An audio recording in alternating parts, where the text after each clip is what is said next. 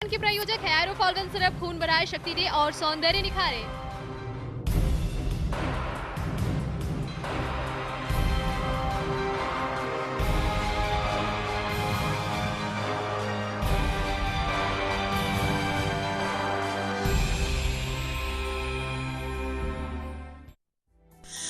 दर्शकों से हमारा अनुरोध, जब आप फोन के जरिए आर्यन अभियान से जुड़ते हैं तो कृपया अपने टीवी के वॉल्यूम को म्यूट कर दें।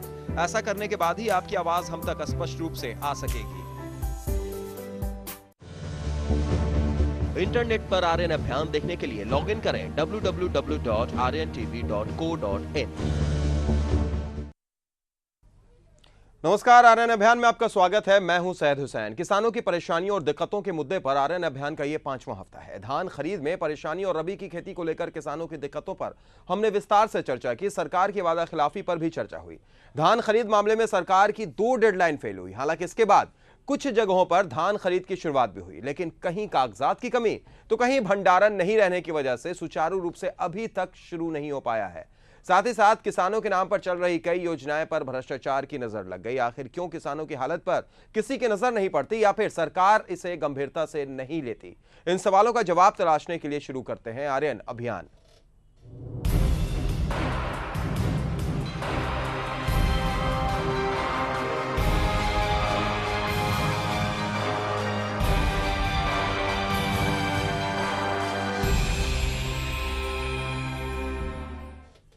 चलिए, सबसे पहले बात सीतामढ़ी की करेंगे। बिहार में खेती 2 तरह से दीनहीन बनी हुई है। एक तो किसानों को उपज का उचित दाम नहीं मिल पाता है, और दूसरे खेती को बढ़ावा देने की कोशिशें भ्रष्टाचार की भेंट चढ़ गई हैं।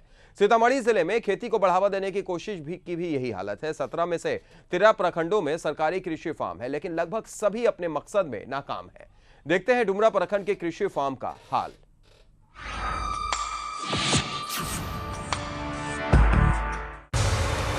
सीतामढ़ी के डुमरा प्रखंड का कृषि फार्म 50 एकड़ में फैला है। ये सरकारी फार्म, सरकार का मकसद था कि यहाँ उन्नत खेती का प्रयोग कर आसपास के किसानों को दिखाया जाए ताकि उपज को बढ़ाने में मिल सके। लेकिन क्या किसानों को ये फायदा मिल रहा है? इस सवाल के जवाब में फार्म के प्रबंधक कहते हैं कि सरकार से जो पैसा मिलता है उससे यहाँ बीज का उत्पादन होता है और ये बीज भेज दिया जाता है बिहार बीज निगम को। अफसर भी मानते हैं कि ये कृषि फार्म फिलहाल बीज उत्पादन का केंद्र है। प्रोडक्शन के द्वारा ही करने के बाद हम लोग भेज देते हैं इसका प्रोसेसिंग प्लांट में, और वहाँ से फिर गवर्नमेंट में सप्लाई होता है। उसके द्वारा फिर किसानों तक मिलता है। शासन को भी हम लोग दिए हुए हैं, लेकिन मोस्टली सब जो है मतलब प्राय सब मुक्त हो गया है, कुछ ही बचा हुआ है। इसी फार्म का तो मेरा सीड प्रोडक्शन होता है, तो सीड प्रोडक्शन के द्वारा ही गवर्नमेंट में सीड में जाता है, उसके द्वारा फिर किसानों को मिलता है। लेकिन सवाल यह है कि क्या पूरे 50 एकड़ जमीन में उगाया जाता है बीज? क्या फार्म की पूरी जमीन पर होती है खेती? स्थानीय लोगों का कहना है कि कृषि फार्म की जमीन पर कई लोगों ने जमा रखा है कब्जा। कई सरकारी कर्मचारी भी कर रहे हैं जमीन का निजी इस्तेमाल। ये देखिए, गौशाला भी खुल गया है। यहाँ पड़े पड़े कई उपकरण खराब हो चुके हैं। सरकारी जीप का अब तो केवल ढांचा ही बचा है। सरकारी फैसलों और संसाधनों का अगर ईमानदारी से इस्तेमाल हो तो खेती की तस्वीर बदल सकती है, लेकिन सरकारी तंत्र में फैला भ्रष्टाचार इन कोशिशों को ईमानदार होने ही नहीं देता, और इसका खामियाजा भुगतते हैं मेहनत मशक्कत करने वाले किसान। आर्या न्यूज के लिए सीतामढ़ी से अमित सौरभ की रिपोर्ट।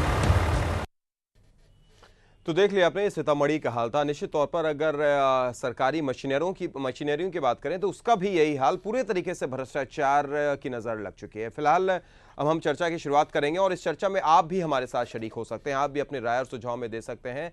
नंबर आपके स्क्रीन पर फ्लैश कर रहे हैं, और हमारे साथ स्टूडियो में खास मेहमान मौजूद हैं, उनसे भी हम आपका तारुफ करा देते हैं। आप हैं संजय कुमार गुप्ता, जो नेता राजद से, बहुत बहुत स्वागत संजय जी आपका।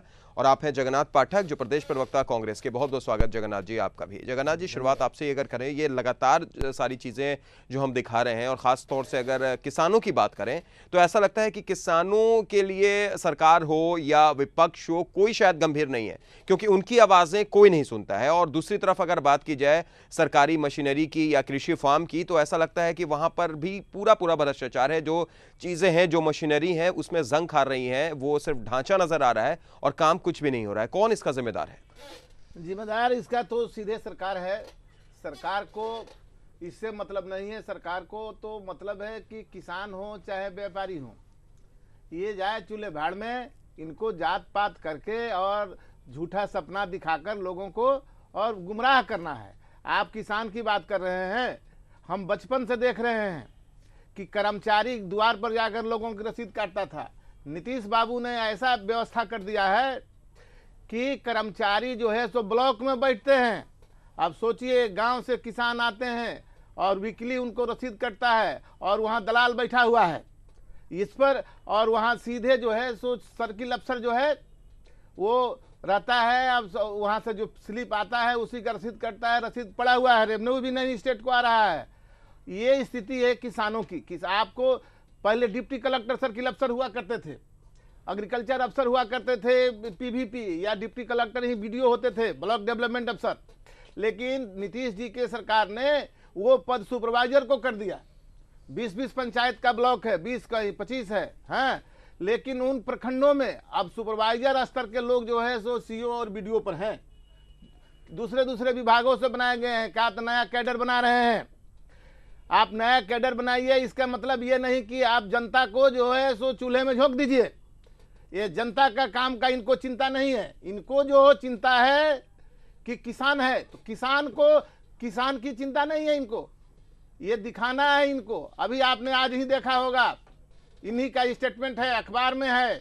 125 करोड़ स्वरोजगार योजना के लिए मिला था राज्य सरकार को, मात्र 5 करोड़ खर्चा हुआ, 120 करोड़ वापस जाएगा।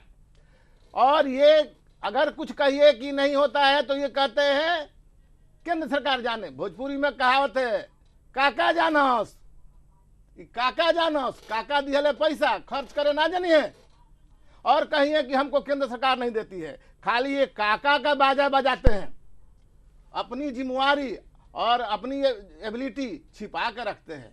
कोई बात होगा, ये तो केंद्र करता है। भैया तू क्यों मुख्यमंत्री हो? केंद्र की एजेंसी तो तुम हो। सरकार जो है सनातन है, बिहार सरकार जो है सनातन है। आप बिहार सरकार चलाने का जिम्मा मिला है, लेकिन किसी बात को ये केंद्र पर फेंक देते हैं। तो जिम्मेवारी से मुक्त हो जाइए।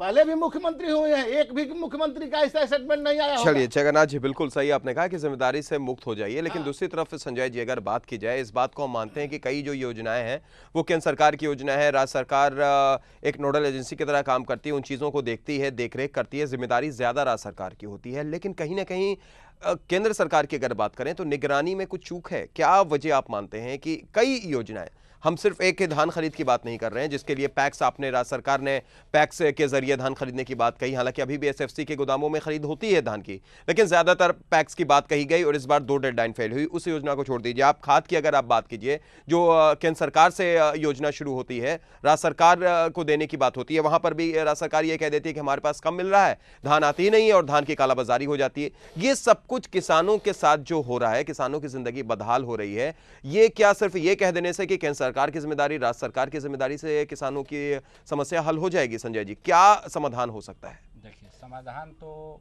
पहले सरकार है। केंद्र सरकार जो देती है, जब उनको नहीं हो पाता है तो कहती है कि केंद्र सरकार का दोष लगा देते हैं जी। जो केंद्र सरकार देती है तो अपना पीठ थपथपाने के लिए कि हम कर रहे हैं, ऐसा दोहरी नीति नीतीश जी कर रहे हैं।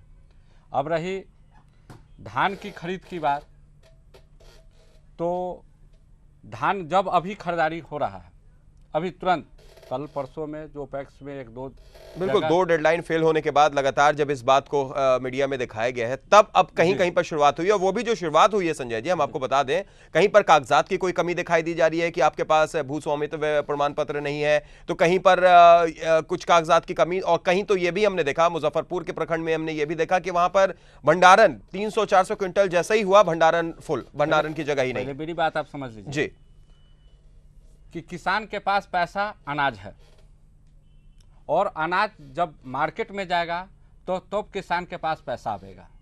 जब पैसा आवेगा तो गेहूं की खेती होगी जी। लेकिन गेहूं की खेती हो गई, लेकिन अनाज सरकार नहीं खरीद पाई, क्योंकि वह टोटल बनिए से बिकी हुई है। सरकार बिचौलिए से बिकी हुई है। टोटल सरकार बिचौलियों से बिकी हुई है। जहां पर अब हम अपने जिला की बात करते हैं, शिवहर जिला में सरकार ने किसानों के साथ पूरे राज्य में वादा किया था कि मैं 5 बार डीजल अनुदान करूँगा। लेकिन हमारे ज़िला में अभी इससे आज से 1 महीना पहले एक बार अनुदान मिला। दूसरा अनुदान जब गेहूं रोपा रहा है, धान अनुदान चल रहा है, डीजल अनुदान मिल रहा है। कहाँ का इंसाफ है? जब 5 बार मिलना था, सरकार नहीं चाहती है। वह बिचौलियों के साथ, सरकारी पदाधिकारी के साथ जो लेन देन का मामला फिक्स नहीं हुआ है, हर जिले में लेन देन का मामला फिक्स नहीं हुआ, इसीलिए डीजल अनुदान नहीं बट रहा है। सरकार तो लेन देन पर टिकी हुई है, बिचौलियों से टिकी हुई है। जब किसान किसी को लेन देन नहीं दे रहा है, उसको पैसा नहीं मिल रहा है, डीजल अनुदान नहीं मिल रहा है। सरकार की तो नीति नहीं है कि किसान के साथ हम इंसाफ करें।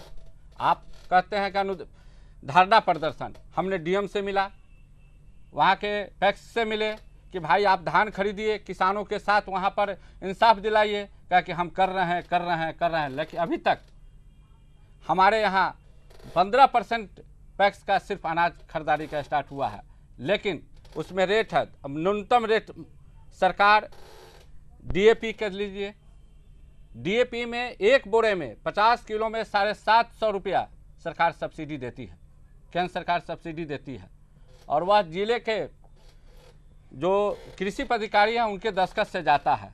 तो हम आपसे पूछना चाहते हैं मीडिया के थ्रू से कि आप बिहार के किसी भी कृषक से आप जाकर पूछ लीजिए कि जो किसान के डीएपी पर दाम अधिकतम मूल्य लिखा रहता है, क्या उस रेट में मिला?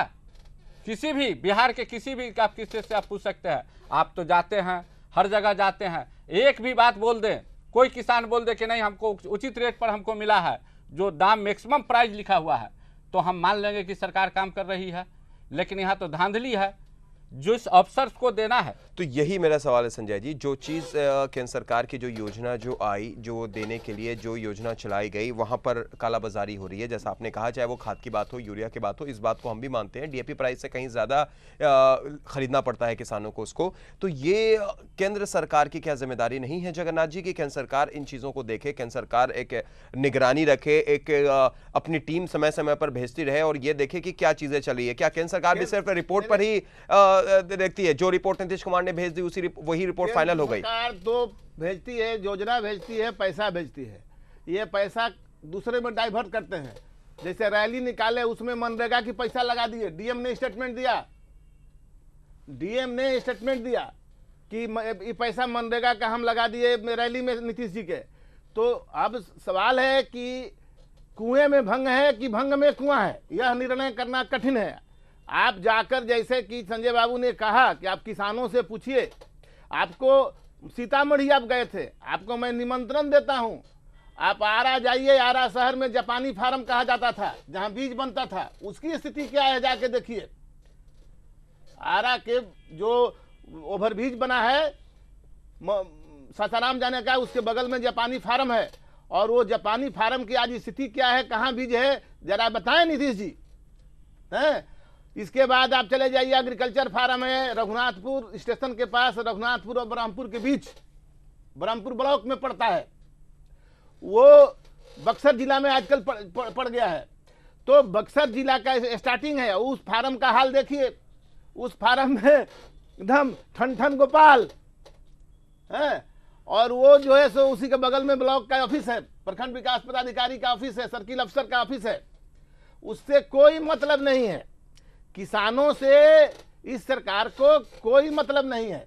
यह सरकार जो है वो वोट के लिए खाली राजनीति करना है। जात के भीतर जात, जात के भीतर जात, जात के भीतर जात, जात के भीतर जात, धर्म के भीतर धर्म, धर्म के भीतर उसके भीतर धर्म, उसको बांटते जाना है नीतीश जी को, इस सरकार को।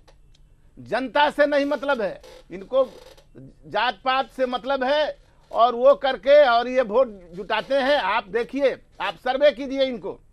हमारे स्टेट कैडर के अफसर रहते हैं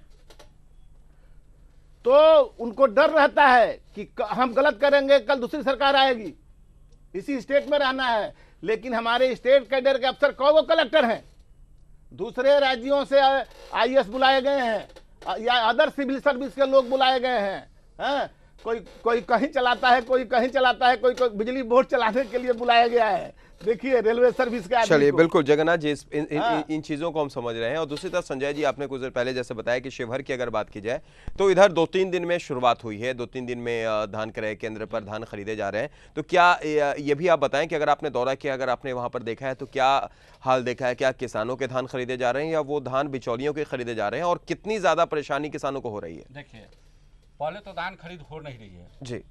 वो लोग कह रहे हैं नमी है, और सरकार नहीं चाहती है कि धान क्रय हो, किसानों का यानी सिर्फ नाम के लिए केंद्र खुले हैं। जी जी, ये सब टोटल बिचौलियों के साथ है। और रेट समझ लीजिए 1250 रुपया न्यूनतम रेट। क्यों? किसान के साथ हर जगह मैक्सिमम रेट रहता है।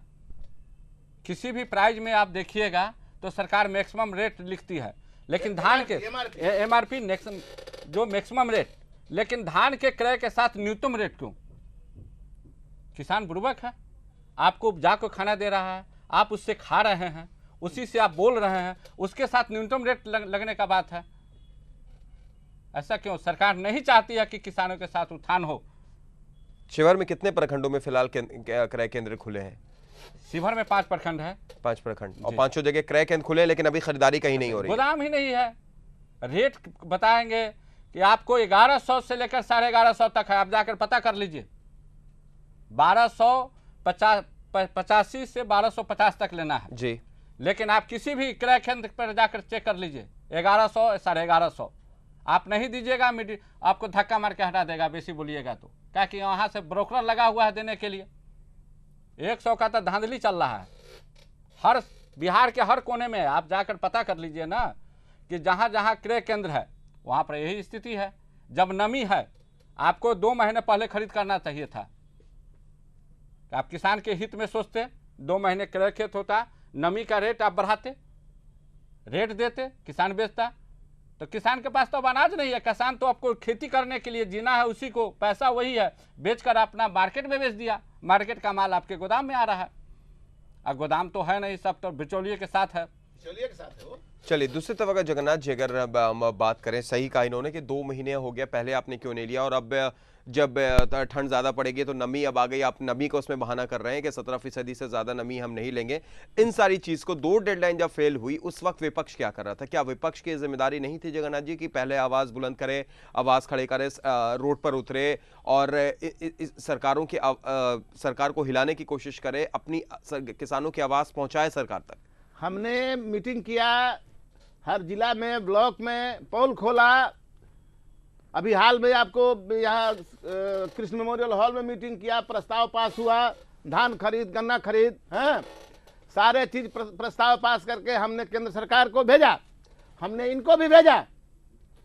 ये हल्ला गुल्ला इनको सुनने का आदत नहीं है। ये कहते हैं कि बोलने दीजिए कांग्रेसी को, बोलने दीजिए विरोधी को। इनका जो है सो अहंकार हो गया है, ये एकदम अहंकारी हो गए हैं। इनको न जनता से मतलब है और न इनको किसान से मतलब है। अपना जो है सो अहंकारी है। ये राज्य अपने मन से चलाते हैं। यहाँ डेमोक्रेसी नहीं है, नीतीश जी के मन से राज चलता है। जिस अफसर को जिस सेवा से है बुला लेना है, और बुला लिए, अब उस सेवा का दे दिए काम, वो अपना व्यक्तिगत इनका है। ये सारा शासन जो है नीतीश जी के व्यक्तिगत लोगों से चल रहा है।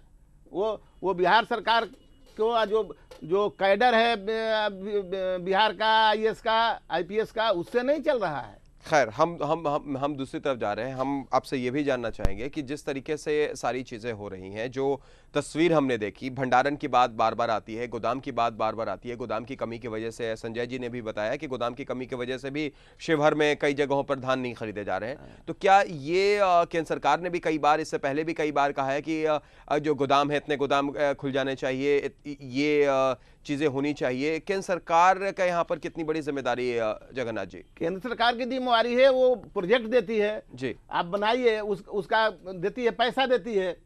90 अभी तो 90% दिया गया है कि हर पंचायत में बनाइए, 90% केंद्र सरकार देगा। तो क्या आपने जब पैसा दिया तो फिर इसके बारे में जानने की कोशिश की कि वो पैसा सही में भंडारण के लिए लग रहा है, गोदाम में लग रहा है कि कहाँ जा रहा है? ये केंद्र सरकार जो है सो, जो चीफ सेक्रेटरी है बिहार का जी, वो रिपोर्ट देता है जी, तो जब रिपोर्ट देता है तो पैसा वापस कर देता है, कहता है कि उसमें पैसा नहीं लगा। यो सिविल सर्विस जो है भारत सरकार का, एक मिनट जी आप गोदाम के लिए पैसा केंद्र सरकार देती है, लेकिन मॉडल जो नोडल एजेंसी है बिहार सरकार है। जी बिहार सरकार नहीं चाहती है कि किसानों के साथ हो कि जमीन आप खरीदबे नहीं कीजिएगा। लैप्स कर जाए, पैसा लैप्स आप कर जाए। जब सरकार को जमीन खरीदना है, वहां पर गोदाम बनाना है, तो आप चाहते हैं कि फ्री में हमको जमीन मिले, कहां से होगा, कैसे गोदाम बनेगा? सो हम आपसे पूछना चाहते हैं।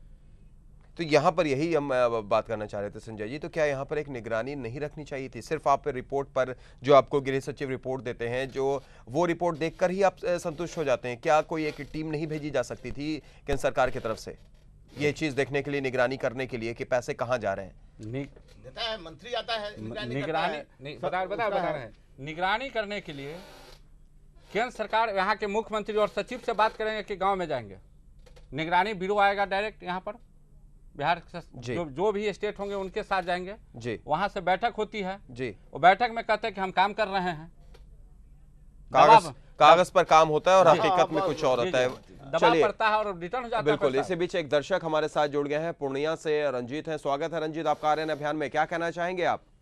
हाँ देखिए, सबसे बड़ी बात है कि जो भी जंग लग रहा है, जितना भी मशीन है जी, बहुत ही दिनों से जो है मशीनों की खरीद नहीं की गई है, इस कारण से भी ऐसा समस्या उत्पन्न हो रहा है जी, और सरकार को चाहिए कि जिस तरह से आप नगर निगम या नगर परिषद को गाड़ी मुहैया कराते हैं, जेसीबी मुहैया कराते हैं, उस तरह से कृषि विभाग को भी उन्नत बनाया जाए जी, और उसे सारी सुविधाएं उपलब्ध कराई जाए जी।